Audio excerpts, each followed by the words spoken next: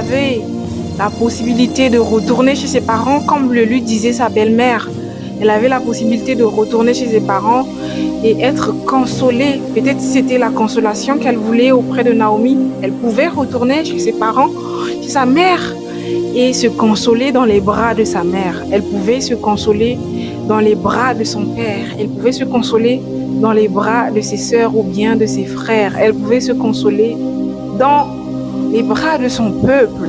Alors pourquoi cette belle jeune femme, cette veuve de Malon, s'attache-t-elle à Naomi qui a tout perdu? Où tu mourras, je mourrai et je serai enterrée.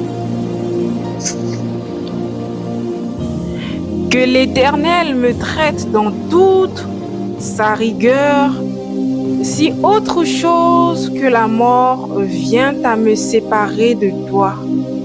Alors Ruth dit que l'Éternel me traite dans toute sa rigueur. Ça veut dire que Ruth croyait en Dieu. Parce que cette partie m'interpellait. Auparavant, je me disais, mais pourquoi cette Ruth, cette étrangère, s'attache-t-elle à Naomi? Pourquoi est-ce qu'elle s'attache autant à Naomi? Avant, je ne comprenais pas.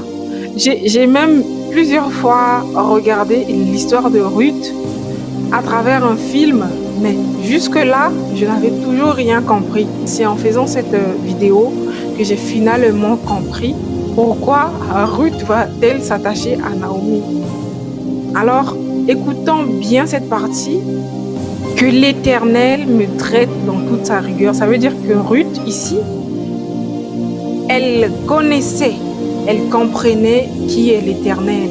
C'est sûr que Ruth n'était pas une femme ordinaire de Moab. Elle n'était pas une simple Moabite. Elle n'était pas qu'une simple étrangère. Elle était une femme de foi. Je pense que c'est par la foi qu'elle a dû laisser toute sa richesse pour suivre Naomi la fauchée. Parce qu'une grande dame, une belle Ruth, ne peut pas suivre la vieille Naomi qui a tout perdu comme ça. Elle ne peut pas fermer ses yeux devant la situation de Naomi et s'attacher à elle comme ça.